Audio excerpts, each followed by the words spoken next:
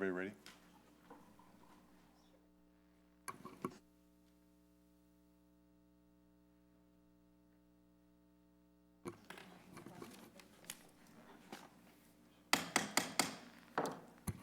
Good afternoon. I'd like to welcome everybody to the June 18th, 2009 City of West Sacramento Planning Commission meeting. And I'd like to start with the Pledge of Allegiance. Mr. Moore, would you like to lead us? Pledge allegiance to the flag of the United States of America and to the republic for which it stands, one nation, under God, indivisible, with liberty and justice for all.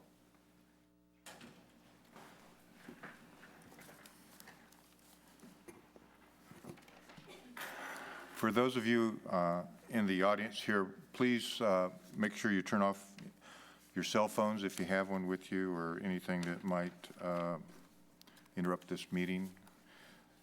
And also, Jennifer Schmidt has little forms for you to fill out if you would like to address the Planning Commission on any of the 3 items that we have before us this afternoon. Please fill out a slip. And unless you're an applicant, if you're an applicant, then that's not necessary. So with that,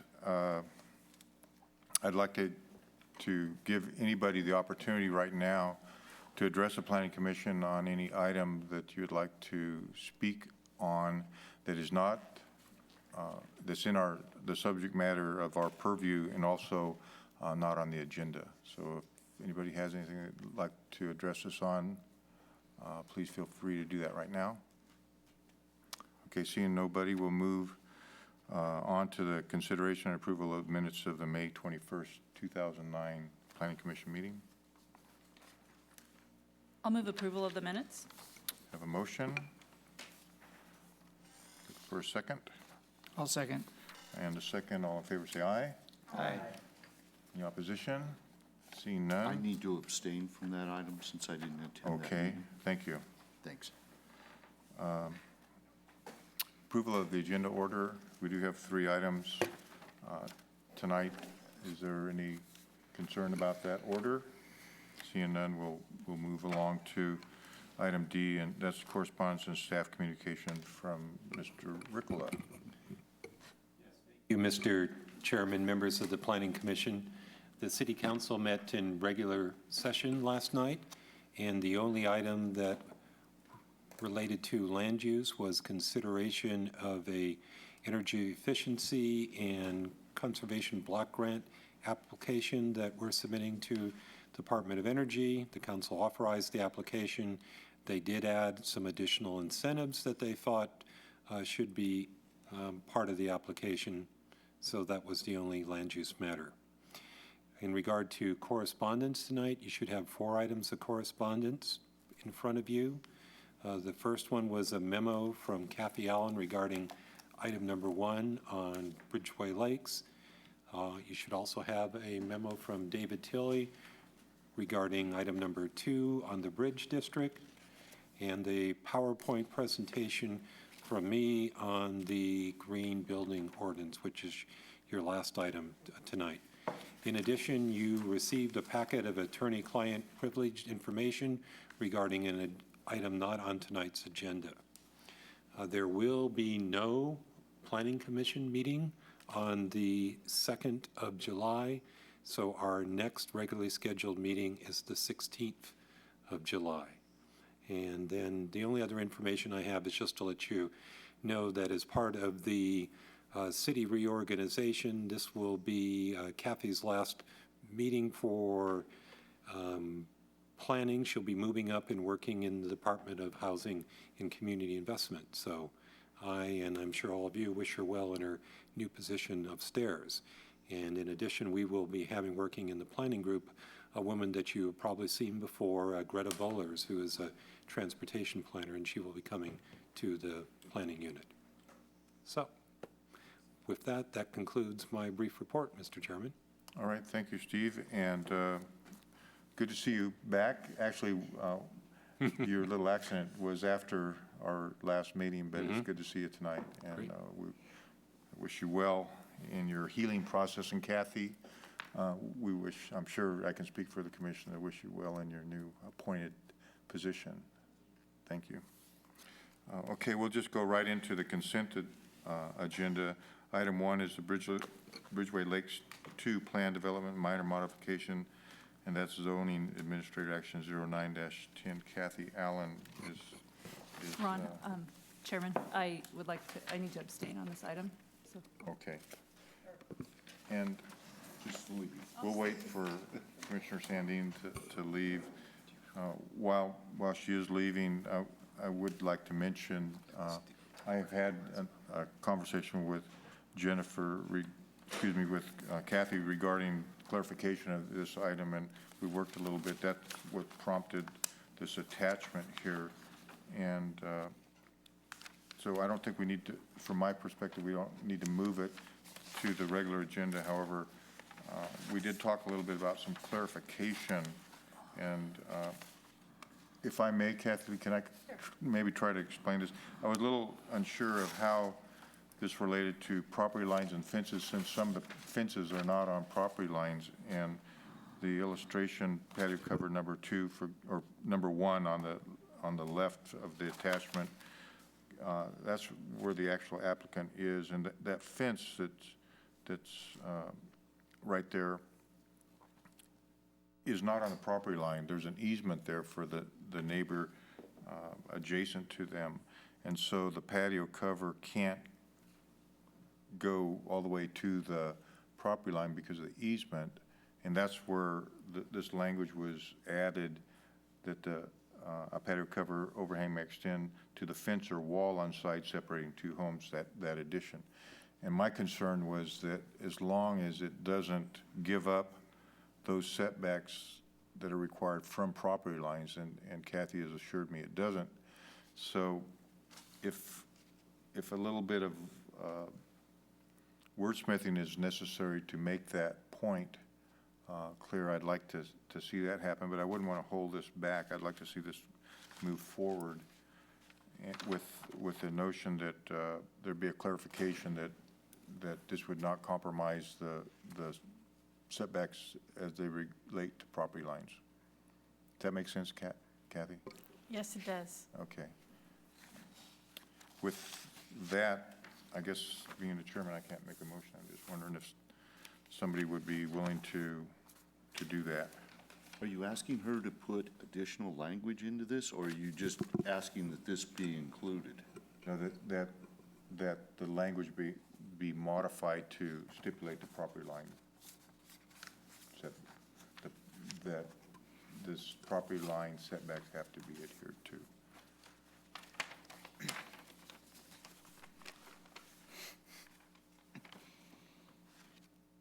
Kathy, do you have an idea of language then? Or were you just considering the exhibit? I don't have any language written out yet. Mr. Marzini and I just finished this up right before the meeting started. Just something I scratched out real quick at the beginning of the meeting was something along the lines of a patio cover on a lot with an easement and fence not on the property line may extend the overhang of the patio cover to flush with the fence or wall. We can clean that up, but that's the gist of it. That meets the intent that I wanted to make, Kathy.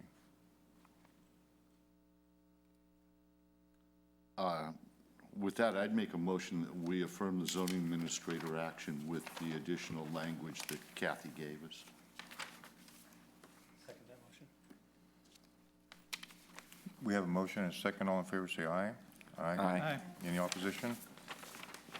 And thank you, Kathy, for bearing with me on that. Thank you. Okay, the next item is public hearing on Planning Commission Resolution 09-02 regarding proposed triangle-specific plan development number 41 amendments, rezoning, and supplemental environmental impact report. And David Tilley will be making this presentation, and hopefully Commissioner Sandin will be coming. Thanks for the help, guys.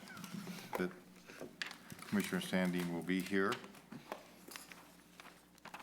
feel better. See, when I go out for those kind of things, nobody waits for me to get back. Yes, we do. David? Yes, Mr. Marzini, thank you. We are here tonight on a very big, important project, and occasion tonight is that we are in the public hearing format on the proposed amendments to the Bridge District, formerly known as the Triangle Specific Plan, and the supplemental EIR. As the commission will recall, earlier this year, we've been here, I believe, on 3 occasions, workshopping different elements of the project. And tonight, we are back in a public hearing format, seeking your action on a planning commission resolution, which includes a series of recommendations to the city council. So we have a PowerPoint this evening, and we'd like to go through that for you at this time. We are talking about the Bridge District, of course, which has long been known as the Triangle, and the Bridge District is its new name. This is actually a brand-new exhibit we've received recently, just to kind of, give us perspective of the area that we're talking about. This is actually starting in north and actually looking south with Rayleigh Field clearly shown, in the foreground with the Tower Bridge, and then also the Pioneer Bridge in the background. So this is a rendering we had to kind of illustrate kind of the scale that what we're trying to achieve with these planning documents. This is another map for the district, so we can orient everyone, including this is the triangle plan as we know it. Also, it has been expanded to pick up one parcel to the south. That's the CEMEX parcel, and as we can see here, part of the recommendation we're asking to commission tonight is to recommend that the council add the plan development number 41 overlay to that parcel so that it officially becomes part of the Bridge District area. And also, this is another exhibit we showed the commission previously, but we wanted to show how this district relates to the rest of the community. There's been a lot of discussion of it, but it is still an important part, and part of our effort here is to help this district become not only psychologically, but also physically part of the rest of the community. So it shows the major roadway exhibits and how they connect to the Washington area to the north, over the Tower Bridge into downtown Sacramento, south into Pioneer Bluffs, west and northwest into the Central Business District, and here where we are at City Hall. But also connections at 15th Street into Jefferson Boulevard and the State Streets area and all points beyond. As we get into this, we've heard a lot of discussion about the different volumes in the plan, and the plan has been and will remain comprised of 3 different volumes. But what we really want to start to do is think of it as one specific plan, because we're phrasing them as volumes, but ultimately the plan will be bound in one document, and it will be known as the Bridge District Specific Plan. And so we're going to talk about what's contained within each volume, but really they do not exist independently. They are all interrelated, and in total will comprise the Bridge District Specific Plan. Partially why we're here tonight, and there's several decisions and other things that have occurred over the years that really have necessitated numerous necessary amendments to the plan. Obviously, having been 1993, a lot of things have occurred since then. Various council actions and other factors that really yielded a lot of necessary amendments to the plan. Many of those are listed here, and I'll highlight some of them. One of the biggest changes, obviously, has occurred is our flood designation and flood situation in town has changed significantly. The levee setback along the waterfront has moved landwards, significantly. It's affected a lot of those parcels, and then as everything moves landward, some of the street network, it's kind of a cascading effect, if you will. Commission may also recall a few years ago, City Council approved a minor deviation to the plan to remove the park blocks, at least from 5th Street West along in the Rayleigh Field area. It really left only kind of vestigial portions of the park blocks left at that time.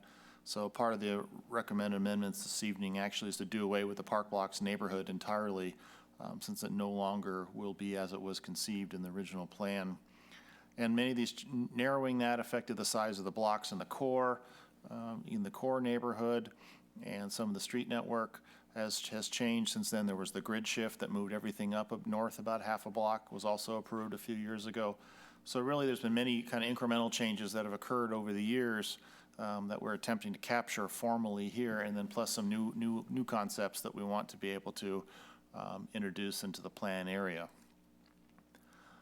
Volume 1 really is the vision document, includes the overall policies for the district, both at the district level and also at the neighborhood level.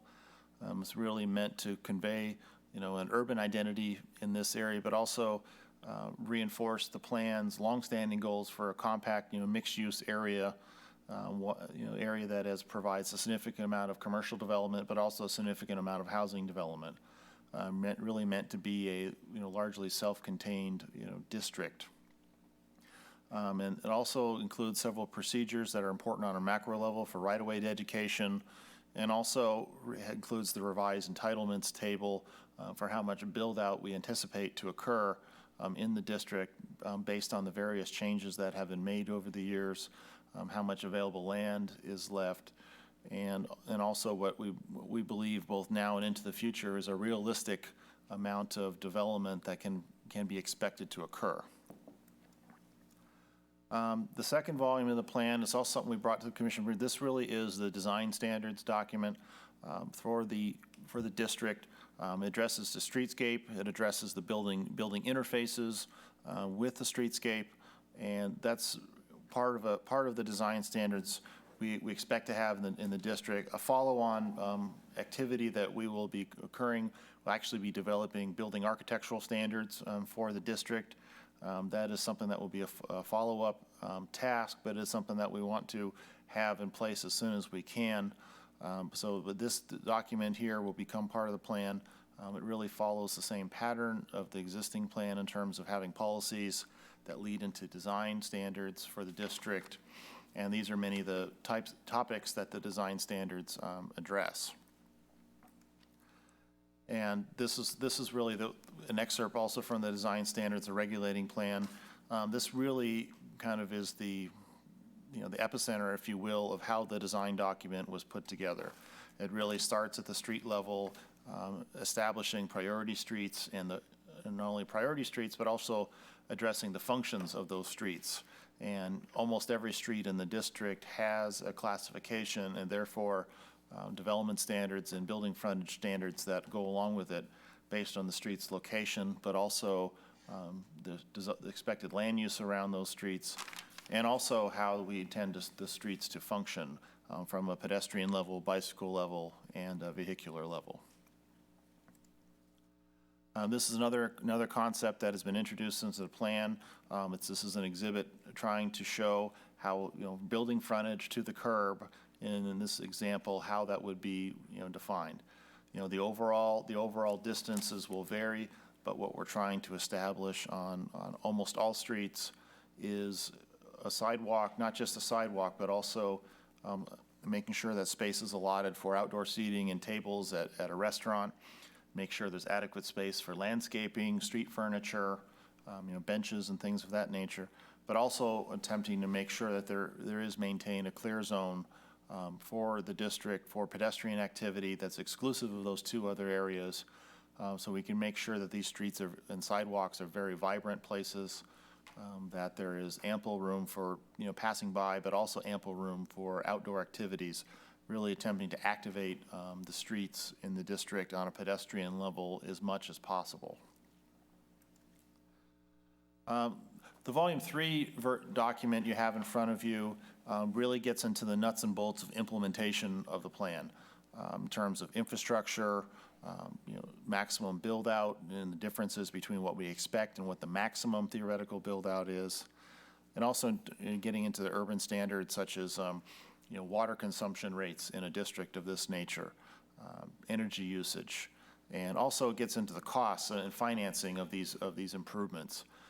This is a much more detailed document that, from an implementation standpoint, than what's in the plan currently, and this will be an important part of it. It documents the assumptions that have gone into the plan and the assumptions into roadways, into utilities, and how this stuff will be financed and ultimately constructed. So this is again, this is an important element of the plan, provides significantly more detail than what we have had in the plan thus far, and really was what is going to be the cookbook, if you will, in terms of how the infrastructure in the district is going to come to life. Street hierarchy is also referenced in this document. This is really, carry forth from the design standards document. It does indicate, the streets that are targeted for investment where retail it can be located, or retail is optional. Many other factors that are really going in. The plan has become a lot more specific nowadays, as it implies, because we are really looking at everything on a block-by-block level in this district. We also, part of this, have a whole parks program that's been designed with the urban standards concept in mind. We no longer have the park blocks and their recreational utility, so we've attempted to recapture that through other means. This, of course, shows where we expect to have the Ironworks Park. It shows where we expect to have a park in the core, which is on the former Weyerhaeuser property, and also the promenade. The promenade and plaza are also new concepts that we've been developing over the last couple of years. So Commission recall the existing plan really has an amphitheater concept in there. In our estimation, and that really is largely infeasible given that would be on the water side of the levee and step down, and really that type of recreational space along the riverfront has evolved even since the Rayleigh Field hearings, where we want to go in a different direction, and this is actually a concept that we've spent some time and actually a fair amount of money actually trying to do some preliminary design. Because we have some grant funding already to build a portion of that, particularly the north end. This is a drawing that shows a lot of things, but it mainly tries to indicate how the plaza will be configured, and also which improvements along the plaza will be publicly constructed, and which are private responsibility for buildings that are adjacent to the plaza. And again, the plaza would be at the terminus of Garden Street at the riverfront. This drawing has a east-west orientation to it, with the river itself being essentially at the bottom of this drawing. We spoke again the riverfront promenade. This really essentially would substitute for the amphitheater concept that's in the original specific plan. There are improvements associated with this.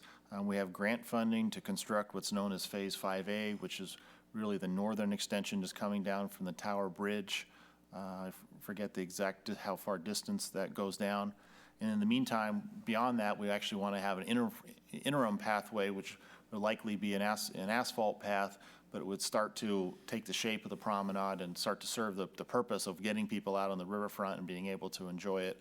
And currently right now, it's really inaccessible. And then it'll be ultimately riverfront. This will occur over a long period of time. Other improvements along there, including potentially even a floating pier, provide swimming and fishing access into the river, potentially even temporary mooring. And these additional elements will come as financing permits, over time. And this is a quick illustration of what the core park could look like at the Weyerhaeuser property. About an acre and change worth of land, but a very heavily, intensely developed, a lot of hardscape type of urban park. And also in Volume 3, there's a lot of financing strategies in there that describe how we expect building to happen, including incentivizing density, since we really need the density to make the district work on both a quantitative and qualitative level. So there's significant details in there that develop principally by the redevelopment agency, and those will reside in the Volume 3 of the plan.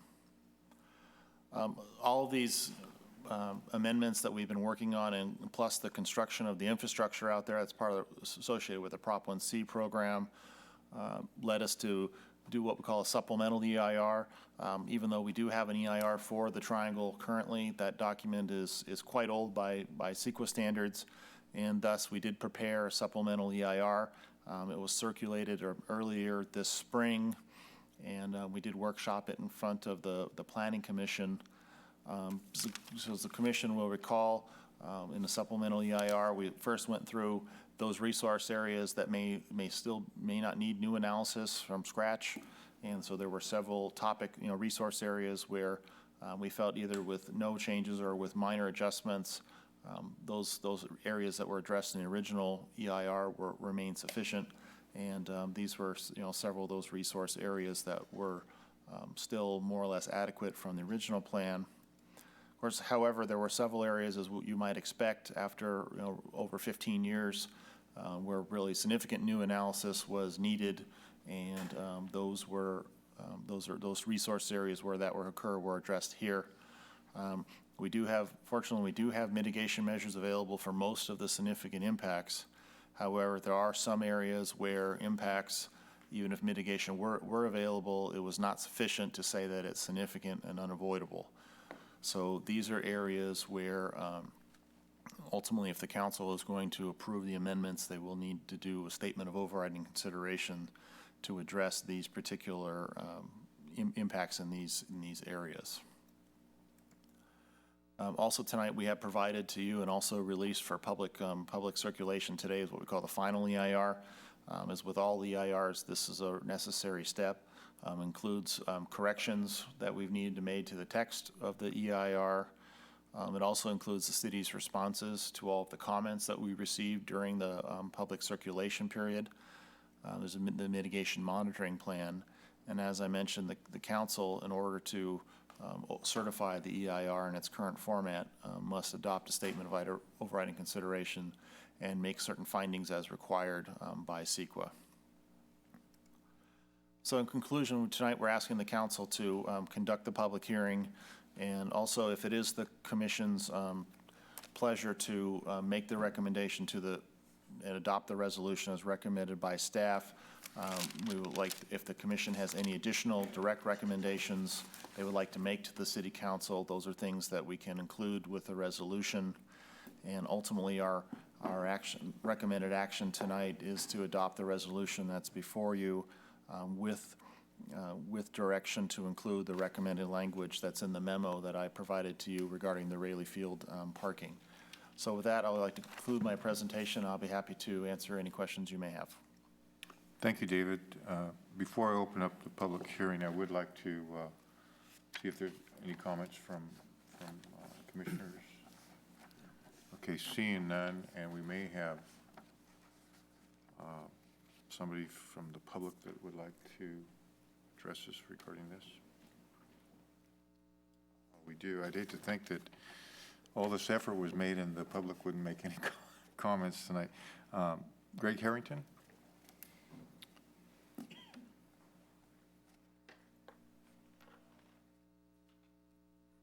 Thank you. It looks like I just barely made it. The West Sac Chamber Golf Tournament was today, and it was very hot and lots of traffic, so thank you for finishing up at the perfect time. Commission, thank you for hearing my comments tonight. I'm here on behalf of the Unger family who owns property in the Triangle Bridge District now. We are very pleased with the process that has presented these documents. Volume 1 through 3 of the specific plan represents years of work on new urban thinking. They're fantastic documents. The final EIR, we're also excited that the city has spearheaded that process, and we did make comments on the draft of that document and made comments on the drafts of the specific plan volumes. However, as I'm sure you just received the EIR and some of the specific plan documents, we too just received them and just want to make sure everything is smooth. We support the documents with most of our comments. We're going to continue to review them and are very excited for council for you to adopt them or to recommend them, and for council to adopt them in the next month. So we look forward to that process. Thank you very much. You're welcome. Thank you, Mr. Harrington. Okay, anybody else? At this point, then, I'll close the public hearing and turn it back to the commission for comments, consideration, and motion of some sort. Anybody have any comments? Jennifer, do you want to start? Do you have any? No? Okay. How about you, Russell? I tend to always have comments. So I'm going to keep these relatively short. This is not the first time we're seeing this project, and I think we've covered just about every part of this at one time or another, and although not always in order, which made it sometimes confusing, the picture's starting to come together.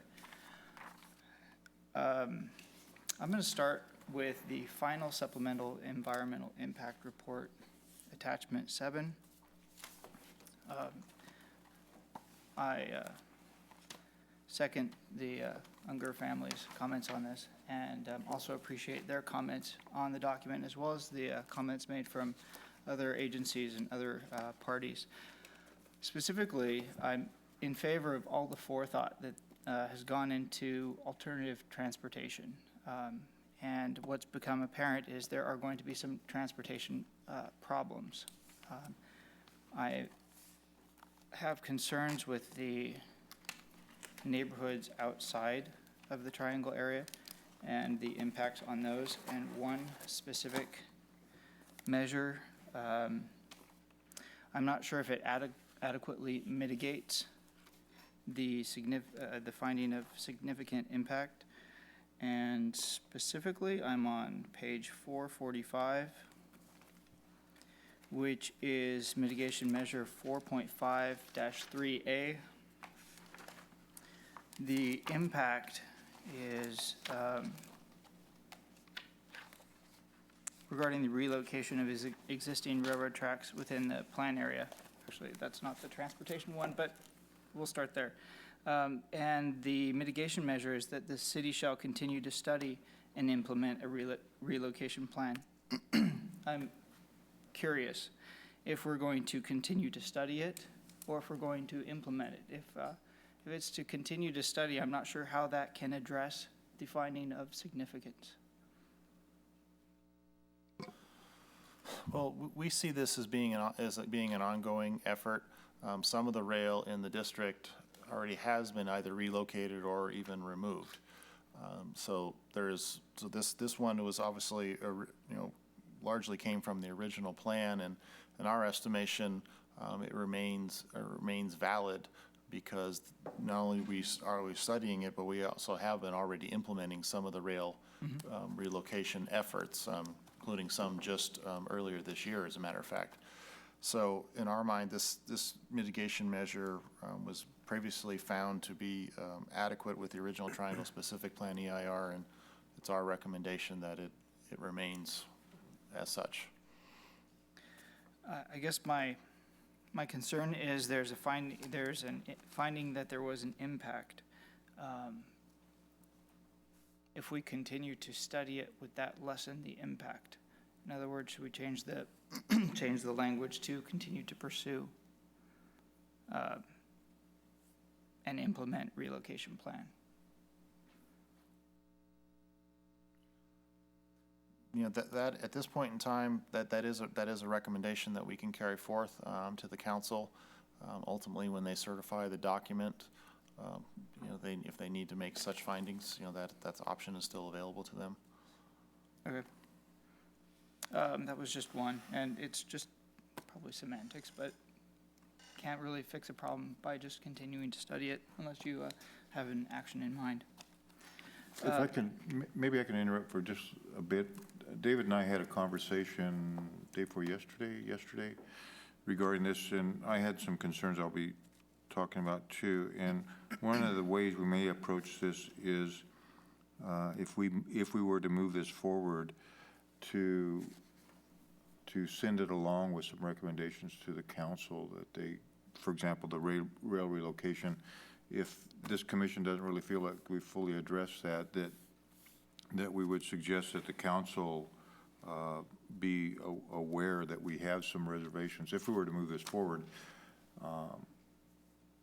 you're probably going to talk about traffic a little bit more too, and so there might be some issues that aren't showstoppers, but things that we would want to have the council address in their review of this action. And that would be, consistent with some of the more recent, major projects the commission has, provided a recommendation on.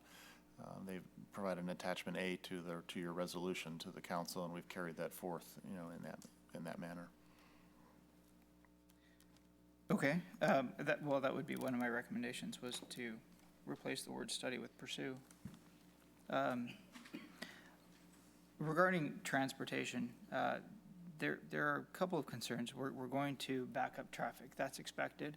Of course, the mitigation measures for streetcar system, buses, bike trails, all that is what helps an urban environment function. I understand that part. The term LOS, and there's a grade A, B, C, D as far as the level of traffic issues. Yeah, level of service is the. Okay. Can you explain, or just let me know, what's LOSD? LOSD is the city's current threshold of significance for sites within a, is it quarter mile? Quarter mile of a bridge or freeway on-ramp.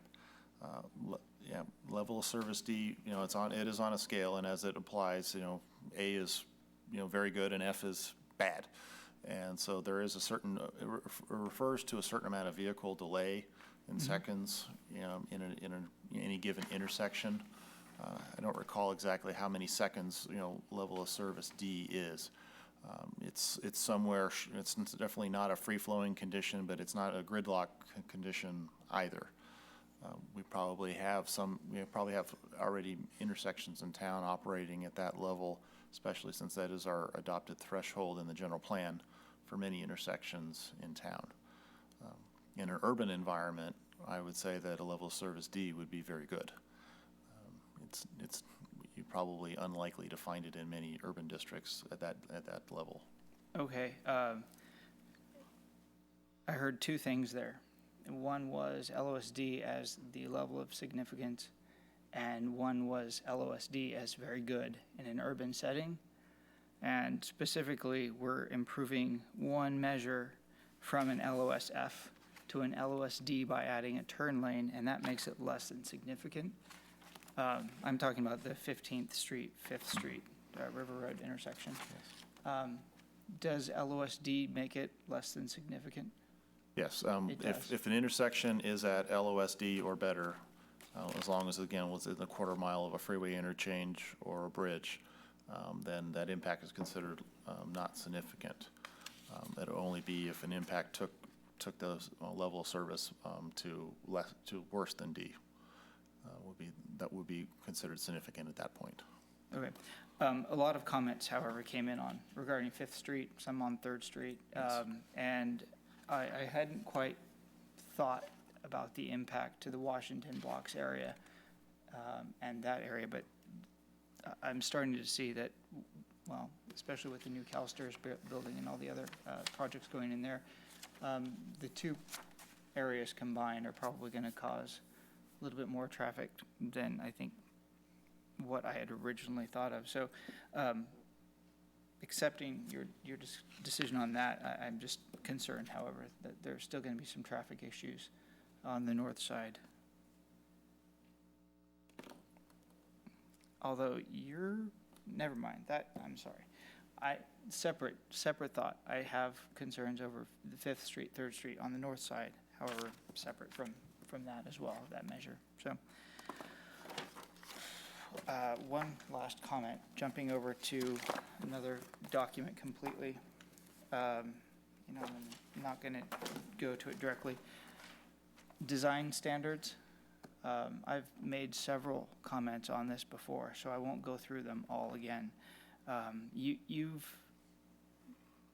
mentioned that the plan includes the streetscape standards, which I thought were thorough and liked,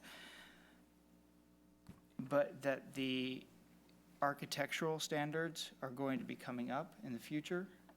Are those a part of the building design standards, or are those a different standard?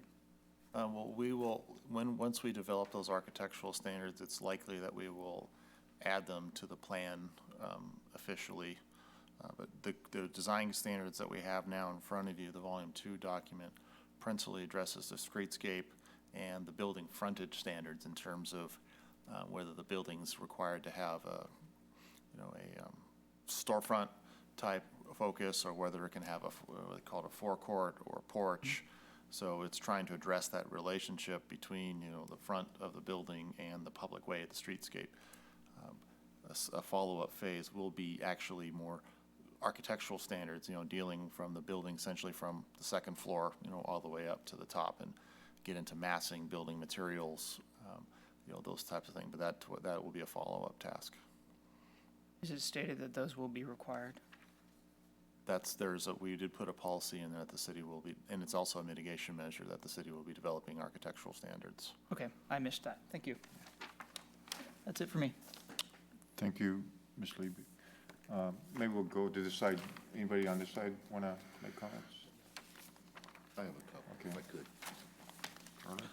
David, I only have a couple of questions, and, one of the things that I know, it seemed like a lot of things that we talked about at the Planning Commission, I'm just not able to see in these final documents. One of them in particular, everyone was talking about how many stoplights we put on the main streets, and it was going to be difficult to get traffic down after we get the South River Road Bridge and everything, because there's like 10 stoplights to get out to the other end of it. And I thought we were going to look into what we were going to do to make the traffic flow smoother in that area. I just don't see anything in there about it. And I think that should be a concern, that you have, 8 or 10 stoplights in a 8 or 10 block area. It just seems like that will make it even more gridlocked than anything. And the other thing that I never saw anything about how we arrived at the conclusion was the amphitheater. And the amphitheater, we're gaining huge dollars, or we were originally, unless we're giving something back to the developers for park fees for every, every single resident there is going to pay a park fee. And we were going to have huge dollars coming for park fees that was going to more than pay for the amphitheater and everything else. And I personally don't have any idea why we still aren't doing the amphitheater, except you said you guys decided you didn't want it.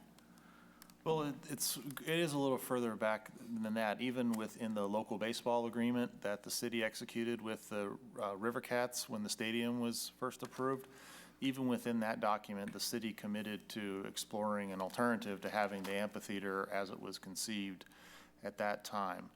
And it's a provision in that document going back, now that goes back almost 10 years at this point in time. Yeah. I don't recall that part of it, but that's possible it was in there. Yeah, that was a specific provision in there. But I mean, we were going to have walkways going out to it and being part of the river, and I thought it was a grand idea. And what are you going to do with all the park fees then? There's many things to build in there that will more than spend the park fees on. I believe the parks. I don't recall that at all. I mean, we actually were going to have an abundance of fees because our park fee is so high, and if you're doing it, and there's nobody here from the Parks Department, so I don't know, but that park fee was going to be so much, and it was for every single unit that was built. So while somebody that's doing it just on a single-family residence, they will pay the same park fee as the guy that was building the condominium, but we're going to get park fees for 40 floors of condominiums. Yeah, I'm going to ask Katie to come up here and kind of elaborate on how the park fee is fitting into the overall system. But in reality, I believe that the promenade in and of itself is like a $60 million improvement, once it's all said and done. So we certainly don't anticipate there being the parks fee fund becoming Well, I know something they'll that's spend over. it, Spock will give us another trail, but, I mean, I was trying to figure out how this changed except from a staff level. Because I don't think, to my knowledge, the Planning Commission nor the council really got into getting to discuss it whether we thought that that should be a change. And I just think that, you know, as an amendment onto what we're talking about is that the city council should at least take a second look at whether the promenade or the amphitheater is the way to go. I'm not trying to get into the financial portion of it. I don't really care. That's for the council to decide. But I just believe that that was such a grand idea and such a grand thought that before we put it aside, I'd like the council to at least take a second look at it to see if that is really what they want to do. Yeah, we certainly can do that. You know, council, as long as 3 years ago, even had approved a contract with Walker Macy to start designing, you know, the promenade, you know, in lieu of the amphitheater. So it certainly is not a new idea in that from staff level, but we certainly. It's just a new idea to me, David, and that's, you know, and I was there when we did the original idea, and I really liked that idea. And I just, you know, if we had the money to do it, which we may or may not, you know, I still think it's a grand idea. The promenade may be better, but I kind of like the idea of going out into the lake and giving the people the opportunity to go out there. And I think we could walk out into the river, and I just liked it. Those were my only two comments. Thank you. Thank you, Commissioner Moore. Commissioner Ledesma, how about you? Comments? Yeah, thank you. First of all, staff, thank you for the really thorough work on these documents, specifically the entire plan as a whole. We, as some of the other commissioners have mentioned, seeing these in not necessarily in order, but having the opportunity to comment on them for the last pretty much year, and being able to go through them. The work is showing up, and you know, specifically just the amount of detail that go into our streetscapes, being able to understand and articulate for us, for council, for the city, what we want, how we want this new urban area to really relate to the rest of the community was an important part of this project, and I think you were able to articulate it very well through how this is organized, and really show the detail of what we were looking for, down to the types of street furniture were something I brought up early on and into some of the design standards, but are important parts of creating a good urban area. So I want to applaud you and staff, all the staff on working hard at this and diligently on this to get it to where we want to go, because it does set a target that we want to try to hit in the years to come. We actually go to implement it. So again, thank you for your time on this. Specifically on some other issues regarding things that are within the document. I'm overall supportive of the document and documents, and look forward to voting for them to move forward on the council. I share Commissioner Liebig's concerns about the traffic mitigation measures. Not so much that I'm willing to hold up or go to that extent, but it is important that we understand we are creating a urban area, and as I think in one of the documents, I had just pulled it up and I think I closed it back up, but in the documents, we are creating an area that has some of the best linkages of transportation that I can think of in the area. We are planning for Yellow Bus. We are planning for alternative transit, including a streetcar. I like the way this commission and the city have not backed down from that, even in the face of this, because it's an important part of planning forward. We won't always be in this economic time, and let's get the plans in place, and when it does come back, we're ready and we're getting there. People will applaud us for having the foresight to continue to plan around that. It is going to be a more traffic-y area. I hate to say it. It's going to be more crowded. It's going to be more dense, and that's what it's supposed to be. I think we would be remiss in thinking that no one would go. If no one's there, that means it's not a very exciting place and livable place and the 24-hour place that we all envisioned at the start of this. So this is different than what we were talking about just over a year ago on the Southport, because it's not a suburban environment. It's in an urban environment. And talking about levels of service in the D area shouldn't scare us as much as we should be making sure that we're managing for all the community. And so I share Mr. Liebig's concerns about making sure that the areas connecting to this area aren't severely impacted, but as long as we understand in the context that for a larger good, that is a good urban area. I think council, I know, speaking for myself in this commission, would support a memo of overriding concerns so that we understand clearly what we're going into. But again, I think this is a good way we've managed the mitigation, the way we've managed the mitigation measures. We're controlling what we can control.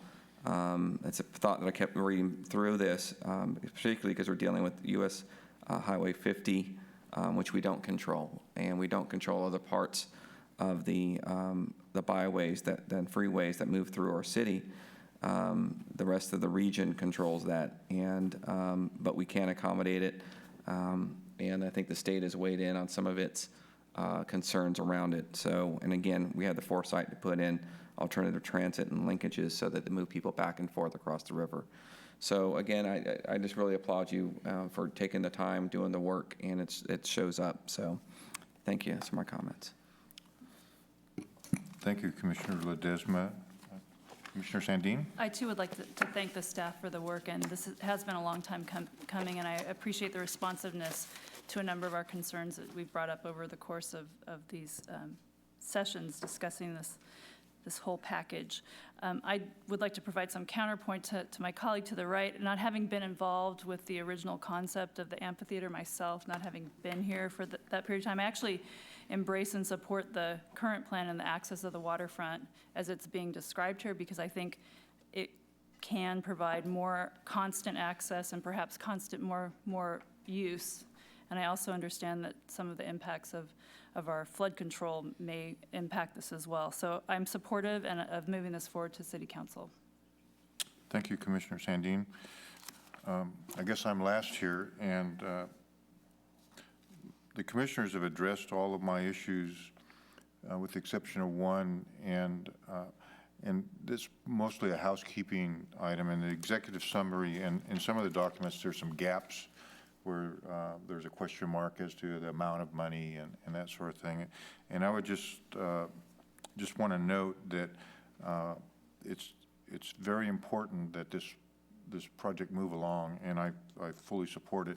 But I think that's one of the things that we want to make sure that the council sees, or at least is aware of, that it's not something that we overlook, that there are some numbers that need to be placed. But looking at this, and other commissioners have pointed out the tremendous amount of work, not only from staff, which has been a terrific job, and I notice we have some of that team here tonight, but the developers and the property owners were very active in this process too. So this is the best product that the private and public sector could produce for us, and in these times when our best hope for development in West Sacramento is this project with the flood issues that we have going on right now. It's critical that this project be a good one, and one that isn't going to have a bunch of impediments. And I think the rail relocation that Commissioner Liebig pointed out is one of those things that we should pass along as a concern, that be addressed. The other one being one of the other ones being filling in the blanks in those areas. And then I hate to be the one to beat a dead horse, but the circulation is an important item to me, and I would like for us to pass something along to the council regarding that. And I just want to address a couple of the facts that are in here. In the supplemental EIR, there were a number of comments from Caltrans, California Department of General Services, CalSTRS, regarding gridlock and that sort of thing. However, some of the commissioners have pointed out the plan regarding the trolley system and the bus service and all that stuff, bicycles. This is an urban area, and we're not going to have level of service A, B, or C in this area. However, Commissioner Moore pointed out the numerous traffic signals, and I counted 9 signals on what will be Broad Street from 15th Street to Tower Bridge Gateway. And that is designed to be a 30-mile-an-hour roadway.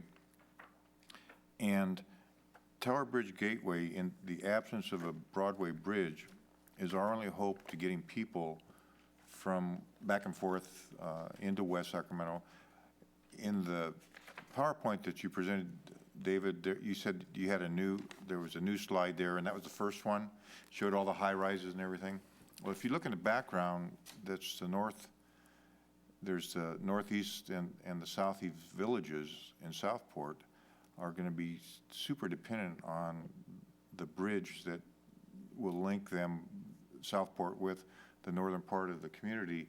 And so this project just happens to be in the path of those folks getting back and forth, as well as the people at CalSTRS and the folks that'll be commuting back and forth in the Raiders Landing area. So I think it is critical that we point that out, because if there was a Broadway bridge planned and some sort of timing, which is impossible to determine, then this would be a little bit more palatable. But I think we have to pretty much act on what we see, and the vision of the Bridge District doesn't really include the 15th Street Bridge. In fact, it's not a part of the project. It's south of the project. However, it's a critical link in our circulation problems. So I would like to follow up with and support the other commissioners that pointed out that we really need for the council to make sure that they understand our concerns with moving ahead with this project, with the signalization the way it is, and that being our critical path from south to north and north to south, and particularly in the northeast and southeast villages. Now, everybody's had their say. Is there anything else anybody wants to comment on? And Dave, if you have any comments that you'd like to pass on to us before we take any action, now would probably be the time to do it. Ron, Chairman, would you mind if I just recap what I heard? Is traffic flow circulation, there's a question about park amenities, amphitheater, railroad operation relocation, and the designer architectural guidelines. I think those were the kind of 4 areas. Yes. If they moved forward in a report to the council. Right. And again, there wasn't a unanimous comment regarding the amphitheater, but at least if they know that there was some concern regarding that change, and they can be aware of that, and they're going to act anyway, regardless of what we say. So just to be clear, in those 4 areas, I'm trying to understand what it is. Are we asking anything specific, or? Well, I think you made the comment, and I fully support it, that you don't want to hold this up. However, you have concerns regarding the traffic, and I think that's all we're saying.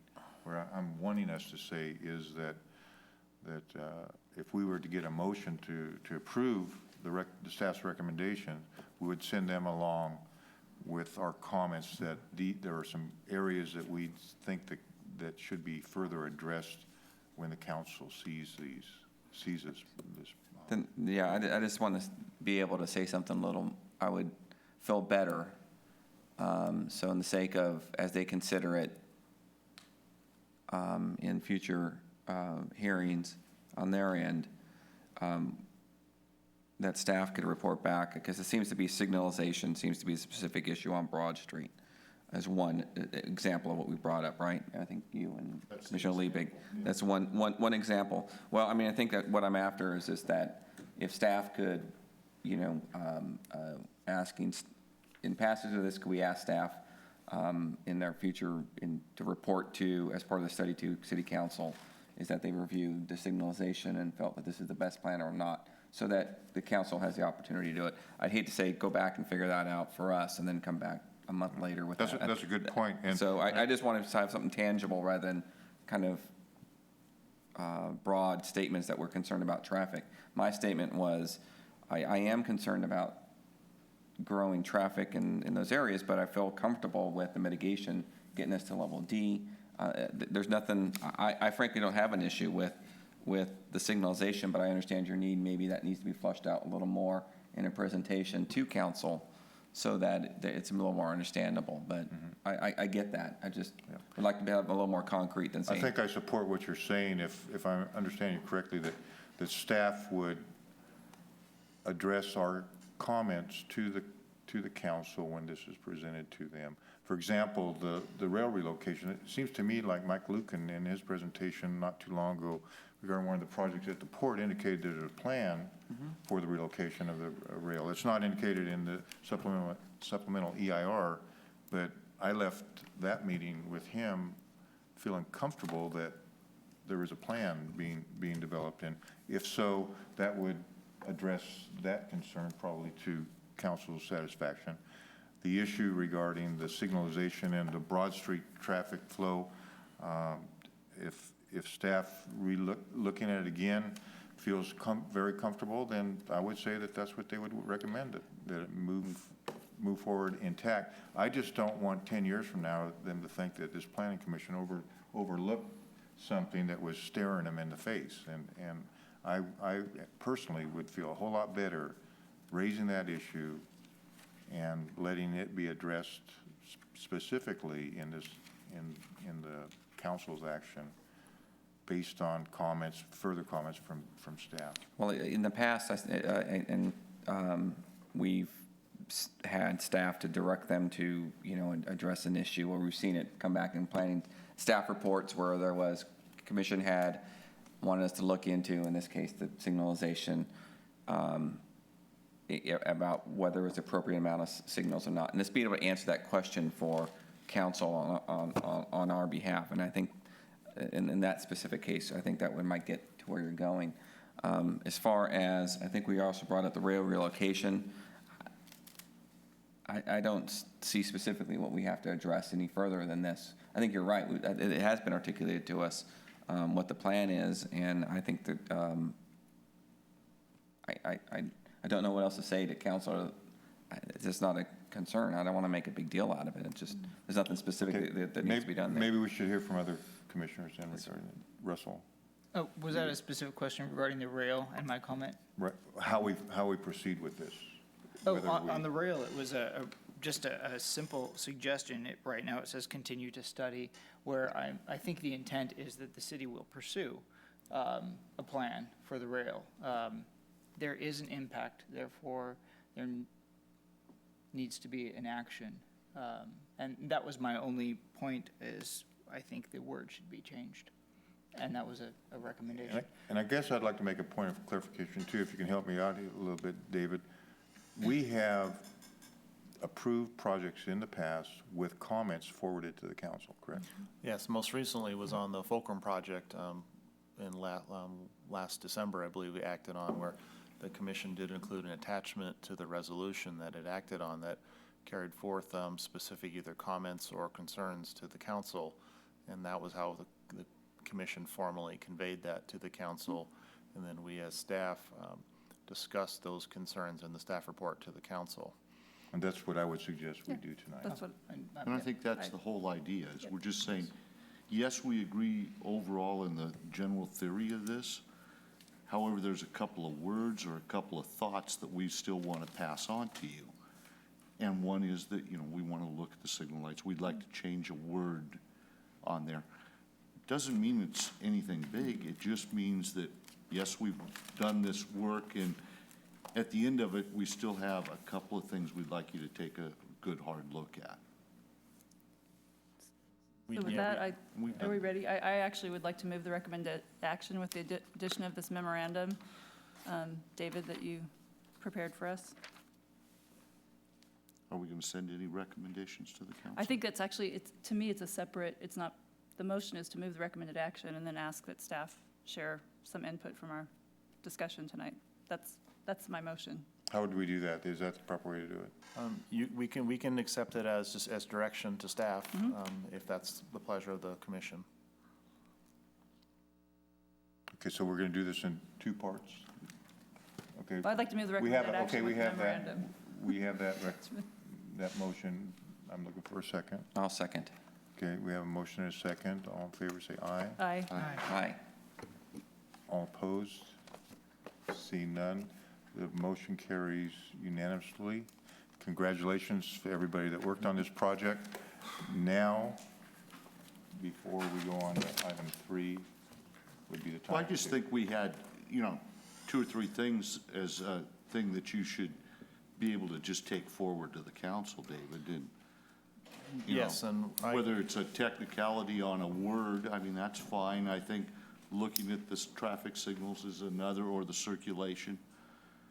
And we do have those down, and if you would like, I can confirm with the chair tomorrow that we have the commission's That's fine. topics to discuss. All right. Okay, thank you very much, everybody that is in attendance and everybody that worked on this. Okay, our last item tonight is a public workshop on the proposed green building ordinance. Sure. And Mr. Rickola is back with us and going to make this presentation. Yes. Thank you, Mr. Chairman, members of the Planning Commission. Tonight, I'm here to present to you information on the draft green building ordinance. And I have a PowerPoint presentation, and Denise Kako, who is the city's Green Strategy Program Manager, will be joining me up here with me. Denise has been working along with a group of staff now for several months on the green building ordinance. But basically, what we have tonight is that the draft green building ordinance has actually been going on now for about 4 months. It's identified this year as one of the City Council's top priorities for their policy agenda, a sustainable and green community action plan. The council's action is in part a response to action at the state level for some time. AB 32 was adopted in 2006 and basically established a goal of reducing greenhouse gas emissions to 1990 levels by the year 2020, a reduction of basically it's approximately 25%. In addition, SB 375 last year required the state's regional planning agencies to prepare sustainable community plans to reduce greenhouse gas emissions coming from transportation sources, and then to coordinate work on transportation planning with regional housing planning and link those two together. So if I could have this second slide here. Green or buildings on their own are substantial users of energy. Overall, it's estimated by the Environmental Protection Agency that buildings use 39% of the country's total electricity for construction, operation, and demolition, about 12% of our water. They're very, very intensive users of energy, up there with our transportation system. Now, green building works best when it's involved early, in the earliest stages of the planning process. Green building techniques and measures can be basically implemented at any point in time, but they work best when they're implemented at the earliest time. Some of the environmental benefits of a green building ordinance is that you're improving air and water quality, enhancing and protecting biodiversity and ecosystems, reducing the waste stream, including construction waste coming from construction, and of course conserving natural resources as well. The primary economic benefits from a green building ordinance are that you're reducing your operating costs, and there's information in the staff report that I can go into more detail that kind of quantifies what those savings are, both on a life cycle basis and on a shorter-term operating basis. You're improving occupant productivity, and then additionally, you're helping shape, which is very important to this community, new green markets and industries. And probably finally, you're really optimizing life cycle economic performance where cost savings can be significant over the life cycle of a building. Social benefits are things like enhancing occupant comfort and health, heightening aesthetic qualities, and minimizing the strain on local infrastructure. So what's covered by the draft that you have before you? And as I began to say at the beginning of the presentation, staff have been working on this now for probably 4 or 5 months at least. We've gone through, at this point in time, a little bit over 20 drafts. We'll probably do a lot more by the time we bring it to council. But in terms of what's covered is commercial and mixed-use buildings that are over 20,000 square feet must be LEED Silver. Buildings that are under 20,000 square feet must be LEED certified, and I'll explain a little bit about what LEED Silver and what LEED certified means in a period of time. All planned subdivisions and individual single-family homes above 4,000 square feet are covered. If you're below 4,000 square feet, you're exempt for an individual single-family home. And then industrial and warehouse must meet 50% of the LEED points. In terms of how buildings are regulated, they must obtain the individual appropriate threshold ratings that are identified in the Green Building Ordinance. LEED and Build It Green are the programs that we've chosen to use as part of our Green Building Ordinance. LEED is an internationally recognized certifying system that's been in existence since 1993. There are over 17,000 agencies that are using LEED in one form or another. The LEED system really focuses on the metrics that matter the most in a building. Energy savings, water efficiency, CO2 emissions reduction, improving indoor environmental quality, and then stewardship of resources and sensitivity to their impacts are addressed through the LEED system. A building under LEED can either be certified, silver, gold, or platinum, and points for each level vary depending on the version of LEED that an individual jurisdiction is using. Build It Green is a member-supported Bay Area nonprofit organization that's been in existence since about 2003, whose mission is to promote healthy, energy, and resource-efficient homes in California. The majority of Northern California cities and counties that have green building ordinances, as well as several in Southern California, use Build It Green as their basis for reviewing residential structures. And the city, the planning unit already has an individual who is certified in Build It Green, or is hoping to be, has already taken the test and likely passed it. So those are a little bit about the systems. You can see in the staff report the system again. That we use to identify the type of projects that are subject to it. Now, one of the things I really want to emphasize is that, as I indicated, we've been working on it for about 4 or 5 months. Already the ordinance has gone through what I believe is very exhaustive review. We made presentations to the Housing Advisory Commission, our Economic Development and Advisory Commission. We've made 2 presentations and been working closely with the West Sacramento Chamber of Commerce Governmental Affairs Committee.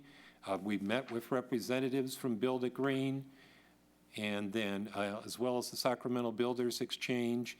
And then on June 3rd, the city hosted a green building seminar really focusing on our green building ordinance, and it was attended by about 130 individuals, which I think was pretty amazing. So obviously there's a great deal of interest in this subject area. Now, this is a very brief summary of, or a synopsis of some of the major comment areas you'll see as part of the staff report.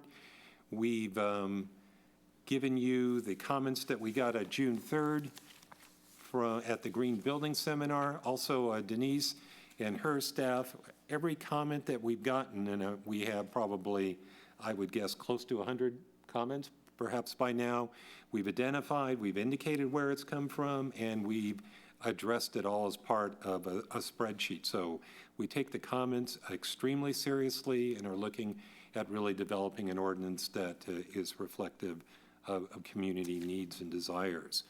But in terms of the major sort of common areas, when I looked at it from my perspective, and it might differ a little bit, first of all, there's been a concern about the time it would take to get a building permit under the system. And initially, what we had proposed was there be a pre-permitting process where someone would come in and submit an application in advance as part of the Green Building Ordinance. Well, in looking at that and thinking about that, we have dropped that process. So we're hoping that with the Green Building Ordinance, it will not take significantly longer, that it will be integrated into the existing process and will move forward fairly quickly. Why now a green building ordinance during a recessionary time? That's been a concern that's been expressed continually through a number of groups. Aside from the fact that the council has identified that it is a good concept, it does make good economic sense. The life cycle savings from a building that meets a certified or silver level under LEED can be 6 to 10% from all the studies that sort of I've looked at and we've looked at it over time. It makes sense. It adds value to the building. And this is something that I think our council has indicated we want to be a leader on. In the Sacramento area right now, there are not a lot of other jurisdictions that have a green building ordinance. Some are looking at it. The City of Davis does, but in the Sacramento area, we're one of the first jurisdictions really to look at and take seriously the concept of green building. There's also a lot of discussion as at what levels do you really set the compliance levels for residential and commercial projects. We've identified as part of our material that for obtaining sort of a LEED silver basis, you need to be a building of over 20,000 square feet. There's obviously different thresholds that you can set for the dollar value of the construction value of a project.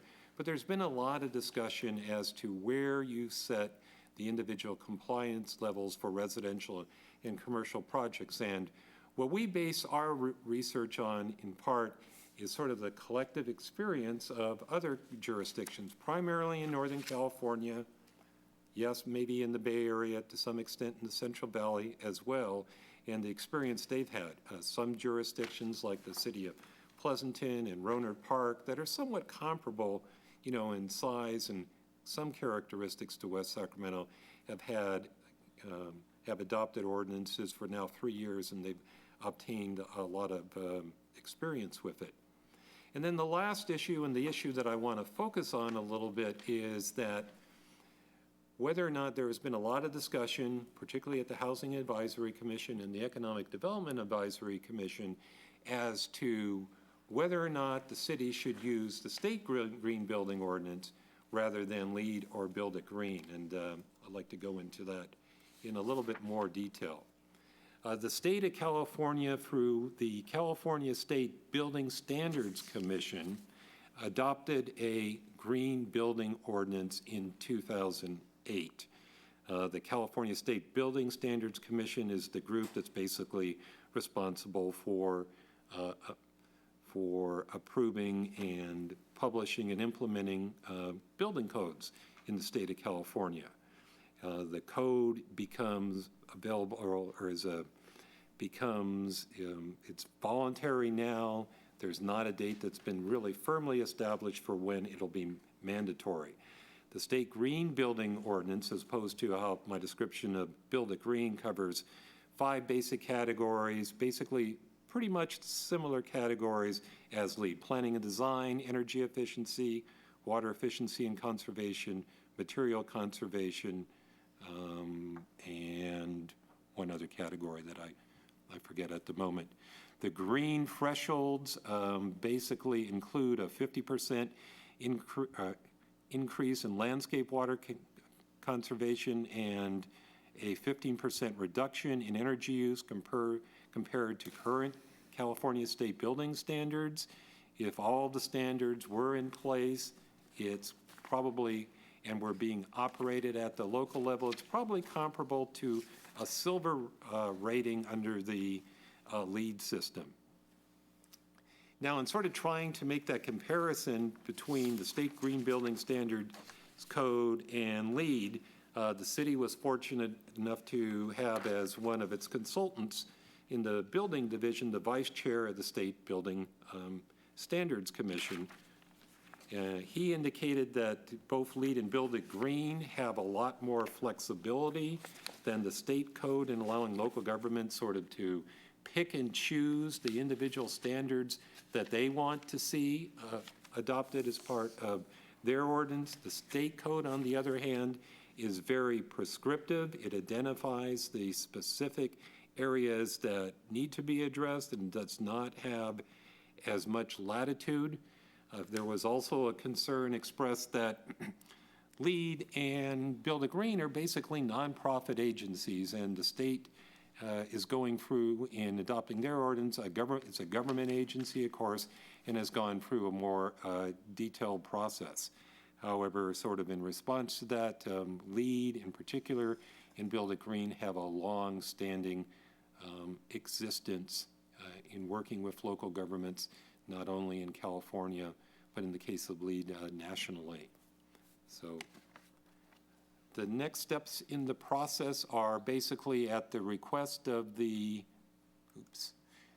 Chamber of Commerce. We'll be going back and conducting 2 stakeholder meetings with individuals in July, individuals that include representatives of the Chamber of Commerce, that include representatives from the building community and builders that are faced with the difficult decisions of how to design a building, as well as local architects that do work in the city.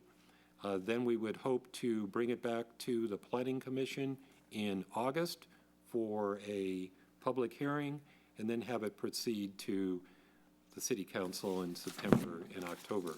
And then before I open up for questions, in order to kind of fill in the sort of the remaining void of the state green building ordinance versus LEED and Build It Green, it's our firm recommendation as staff that using LEED and Build It Green is a proper step for the city now.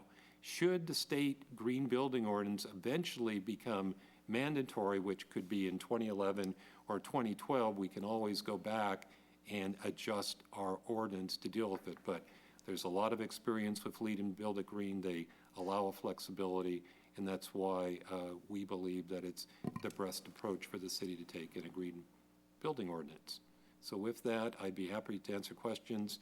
Denise is a great resource, as well as our leader on the green strategy, and also has been working on the green building ordinance, is also here tonight to answer questions. So if there's any questions at this time.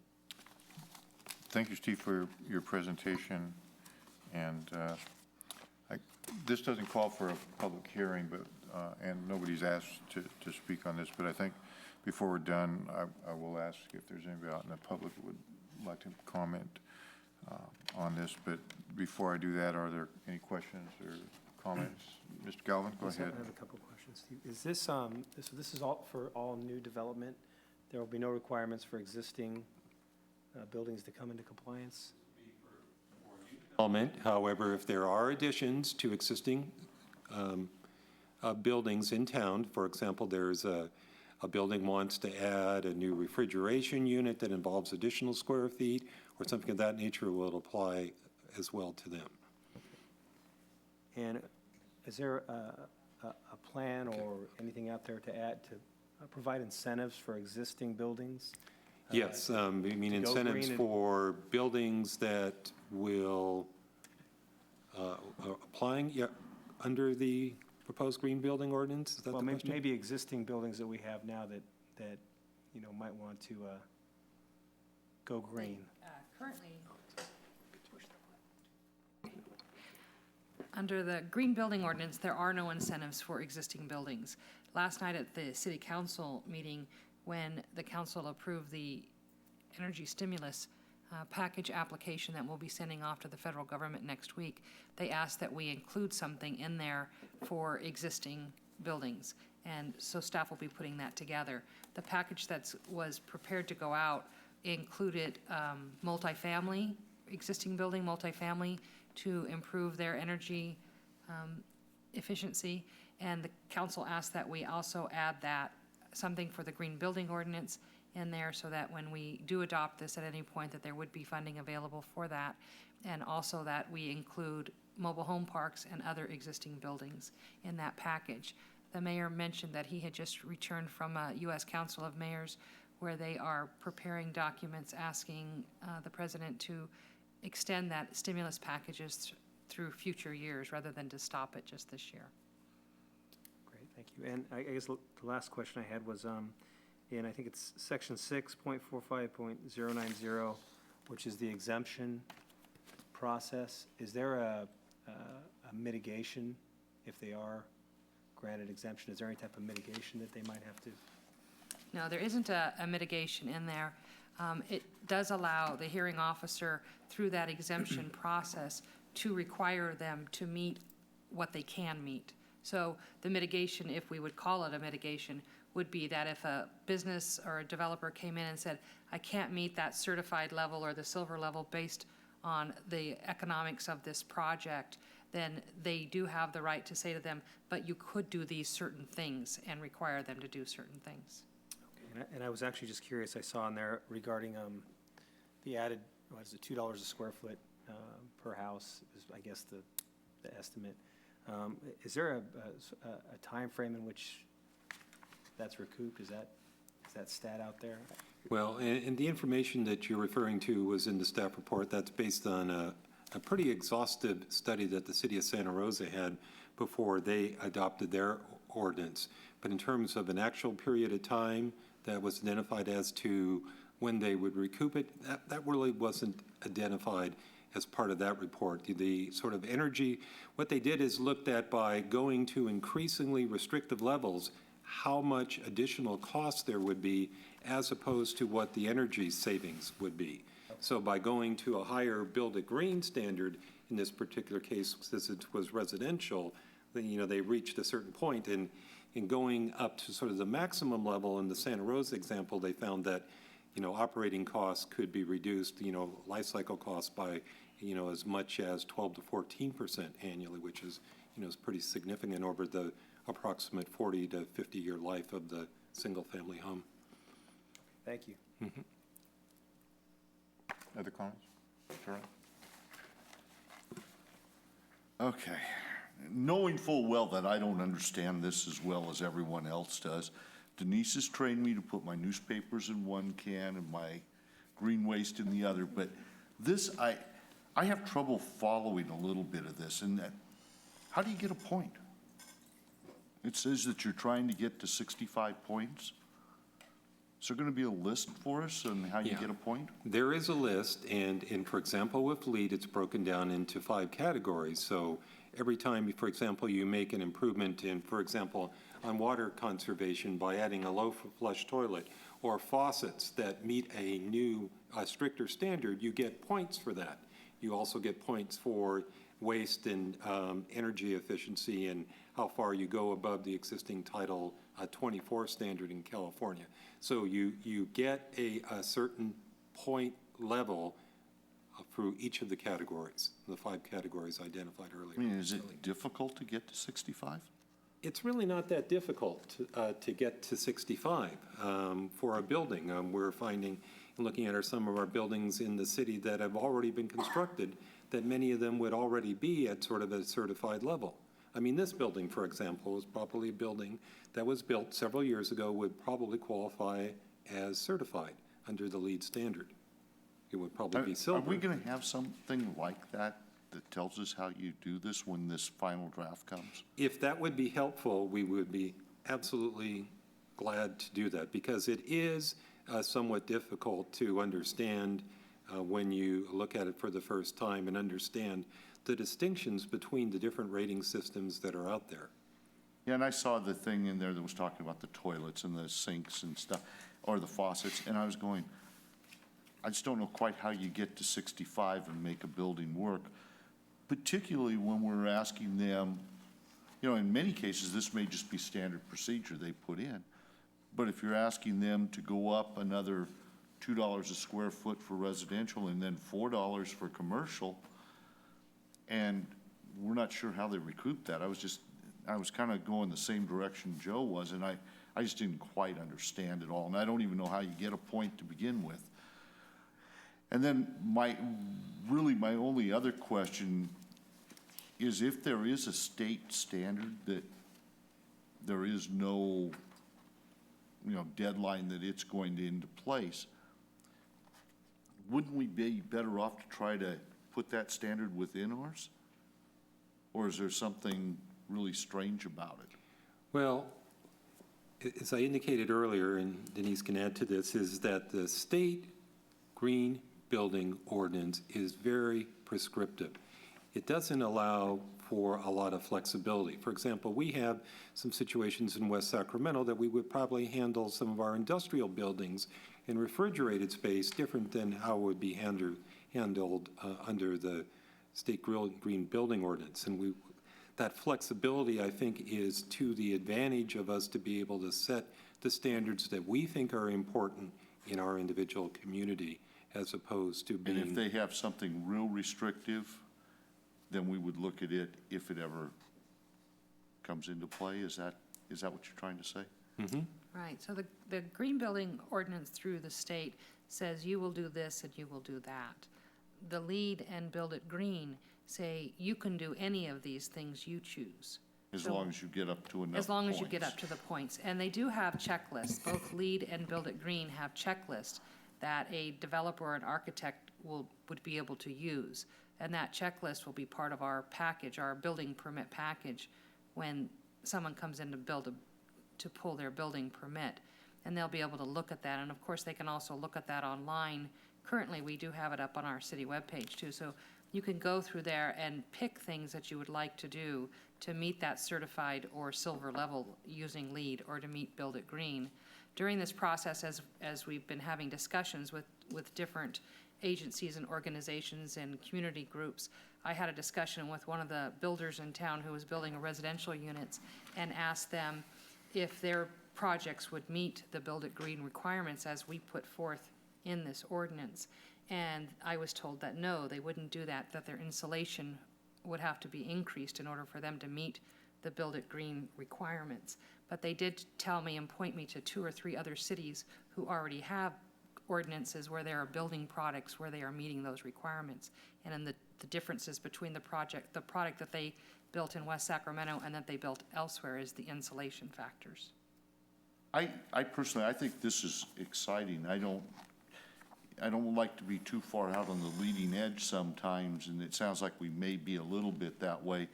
But with all the comments that you're receiving, it would seem to me that by the time you get through them, we should have something that is pretty realistic for everybody in the city. I think it's a good direction to get going.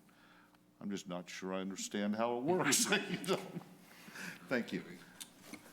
Go ahead. And Commissioner I'm Sandine. generally supportive, and I think that this ordinance would clearly add to our city's green and sustainable community strategy. I'm also pleased about the consultation with the West Sacramento Chamber of Commerce. I think that'll be beneficial to this process, especially with regard to the cost and business community concerns. I just have a question about attaching our ordinance to another agency's standards. So because LEED and Build It Green are separate, I just want to know a little bit more, like how often do the standards change? I imagine that that's partly of interest to us because we can always stay cutting edge as they're changing, our policy changes without having to go in and retool the ordinance every other month. But I just think in general it would be helpful to have a sense of how often do they change and how, I think just having that background would be helpful, especially because we're attaching this ordinance to 2 other organizations' guidelines.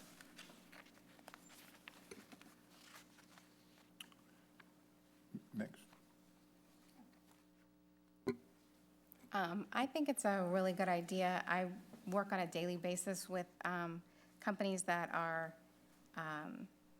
constantly trying to get their lead points. I hadn't heard of Build It Green yet, but the lead certification, it's out there, and I work with existing buildings and management companies that are trying to get their lead points, for their existing buildings. And they're definitely always wishing, oh, I wish, especially if the building's only a few years old, I really wish, this would have been something that we could have implemented when we were designing the building or, building the building, instead of going back and having to change out all the light bulbs or change out all the ballasts and the low-flow toilets and things like that. I work with air conditioning, so they're always asking me, what efficiency filters can I put in to get this, level of points?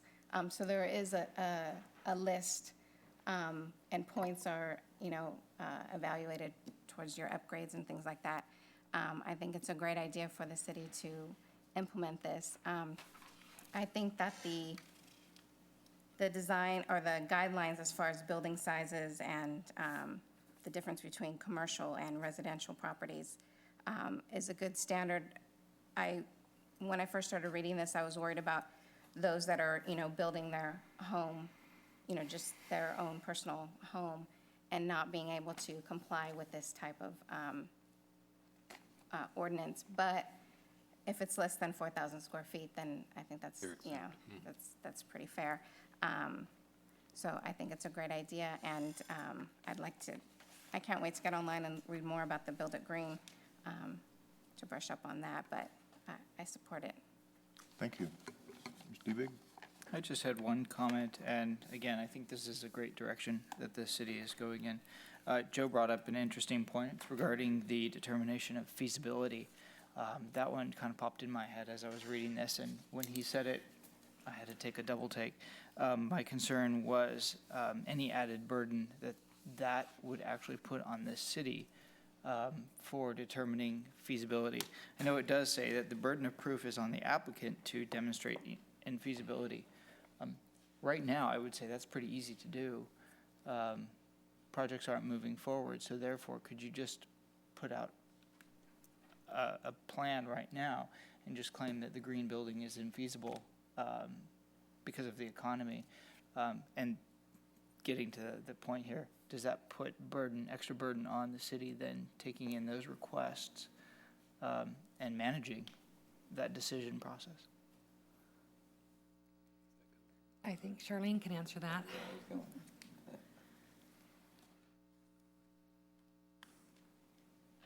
I don't think it's necessarily going to put any more burden on us than what we do on a normal basis. We actually have projects, even in this economy, that are coming forth and wanting to do things green because they recognize some of the savings that they get out of it.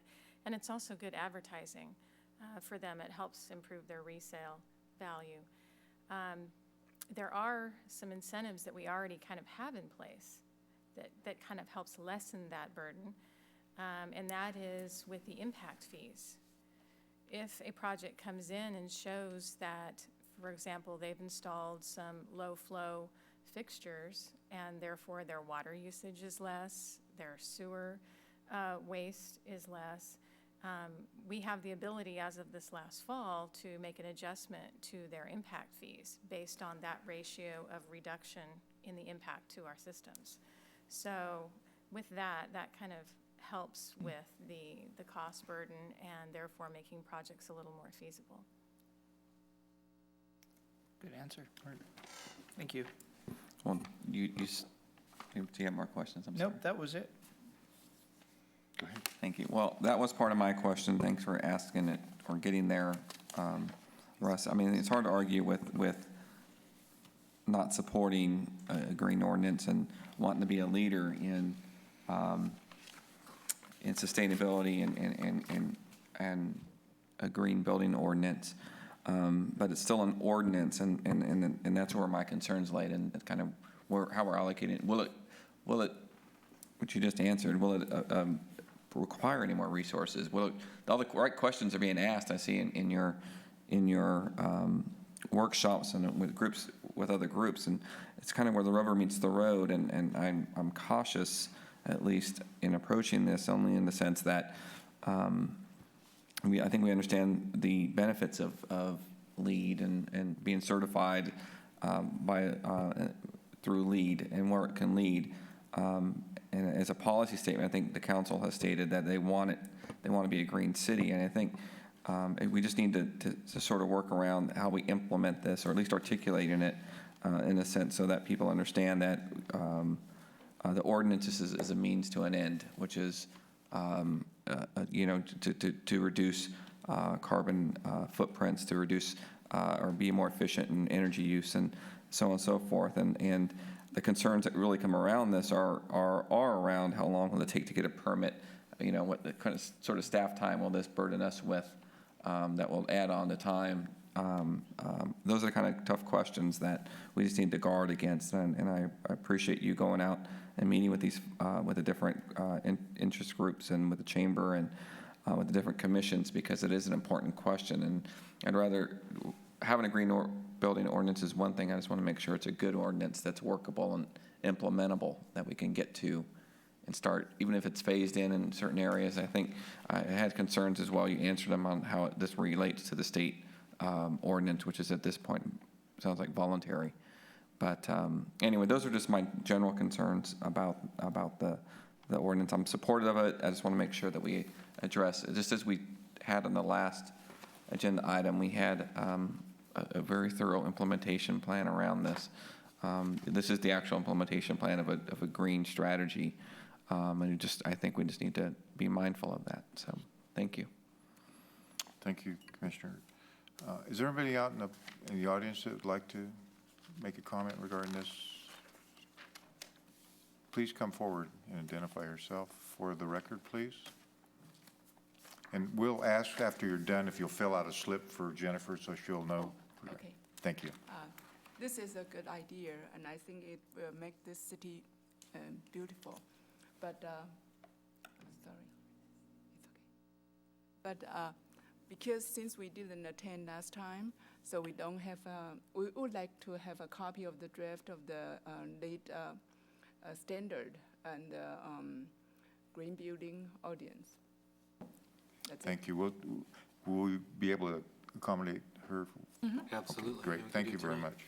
Thanks for your comment. Okay. The commissioners have covered just about everything. There's a few things that I'd like to kind of go over, though. It's my understanding that the state standards currently are advisory.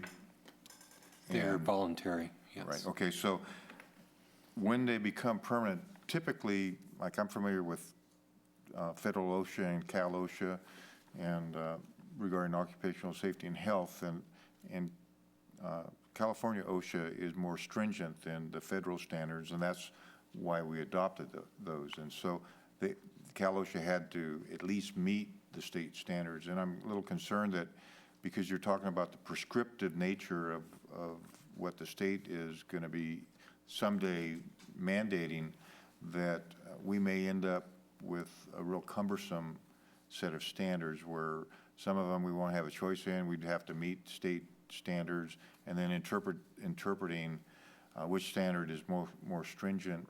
Just a comment regarding the way we put this together. We want to make sure that we don't create something that's going to be very difficult to implement when the state, as I think Steve, you indicated in 2011, it'll probably be mandatory. That one, there's a lot of some discussion about an engineer being involved in this, and it's almost sounds like an inspector. There's somewhere in here it talks about like when the sheetrock's installed, they're going to send an engineer out to look at it. And in the course of construction, we'd hate to be redundant, and I would hope that we would be able to train our building inspectors to be able to handle the inspections of these types of Building engineer, Commissioner, is the term that we use for the employee who's responsible for implementing this particular ordinance. But So it it's- seems like there's on-site visits. So it could be, it wouldn't be necessarily a building engineer, but it will be an individual who is Well, I responsible. highly suggest that there be some cross-trainings with our building inspectors. We don't have redundancy. Right, a building inspector is a building engineer. So a building engineer is a term that we used in this ordinance to describe Everyone. anyone that the city says is the person that's going to do the inspection. Okay, you might want to define that. There are a lot of definitions in here that,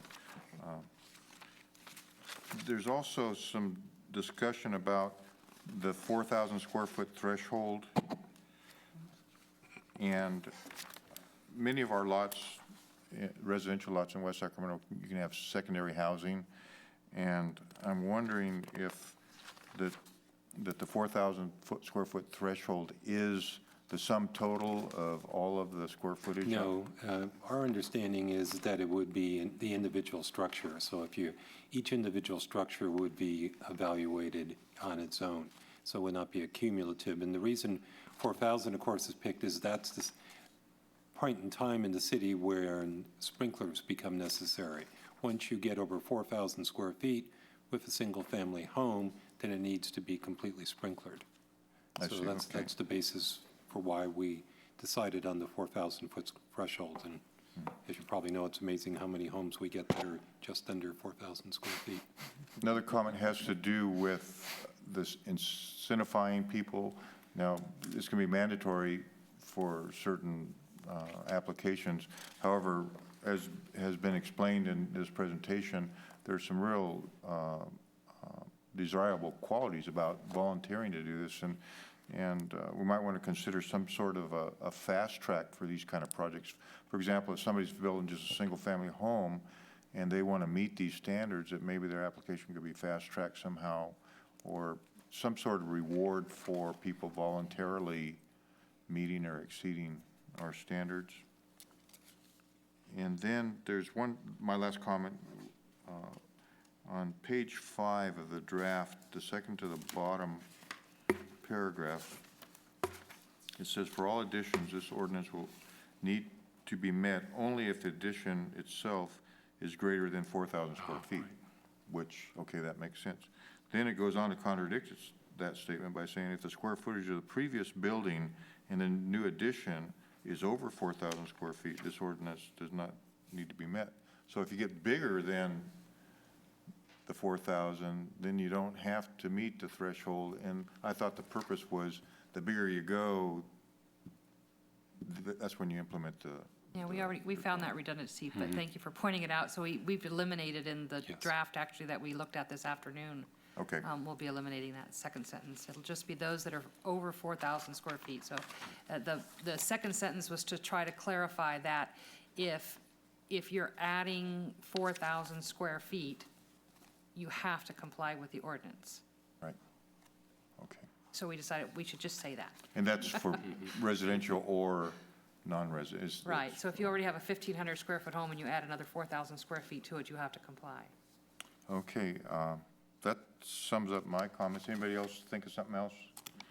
Okay, I would like to inform the public, though, that a public hearing on this item will be scheduled at an unspecified date in the near future. And any idea how soon that might be? It could be as early as the second meeting in August, Okay. which would be 16th?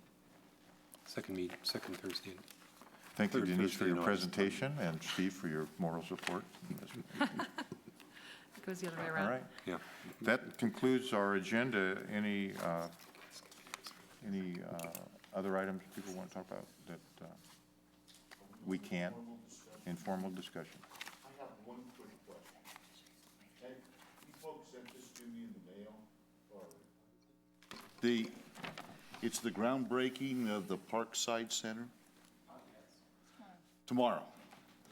And I was reading this thing, and it says that the Parkside is a high-density mixed-use development with 62 units of affordable housing, and that they're all apartments that are being rented. I didn't know that that's what I voted for when I voted for this project. I thought I voted for affordable units, condominium units to be built there. I didn't know I voted for 62 apartments to be built there.